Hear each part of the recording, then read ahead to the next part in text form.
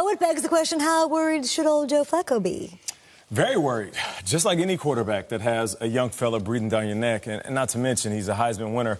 You know, there's something about Lamar Jackson. He's very calm, very confident, hasn't said much during this whole process, and it's similar to Joe Flacco in a sense. He doesn't talk much. He just goes out there and plays his game. So I wouldn't use the word, I don't like the word worried. I just feel like he needs to step his game up. And that's what every quarterback should do when they go into every season. I said this before. I thought he spit in the face of the pre-draft process and still came out on top. I think it's a great situation for him. Joe Flacco's entering the final year of a contract, which is a massive number. The world is his, and the sky is the limit. The question is just, how do they resist using him? Because he's going to do stuff in practice. He's going to run a... he already did. He's going to do some plays that the coaches are like, oh, man, how do we keep that off the field?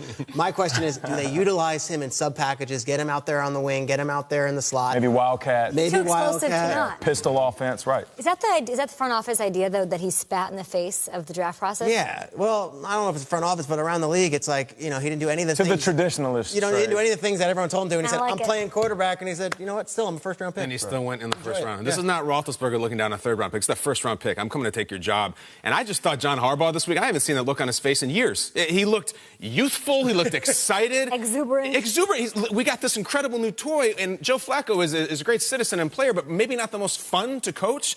I keep looking at that schedule, and in week 2, they have a Thursday night game. If for some reason the Ravens stumble and Joe Flacco does what he's been doing the last few years, doesn't play well, and they start 0-2, look out early for Lamar Jackson, because you have to make the playoffs this year. You cannot say, well, we're 1-4. No, you need to make it now. I can see them going early if they stumble. They missed the playoffs the past 3 seasons, Nate. Yeah, there's got to be a sense of urgency here. And don't get this misunderstood. I'm not saying that Joe Flacco is Tom Savage.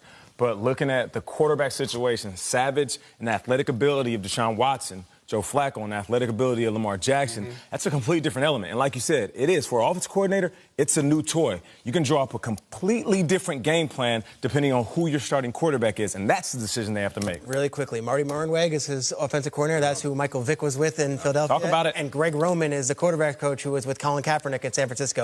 A lot of mobile quarterbacks, and guess what? Joe Flacco, he ain't that.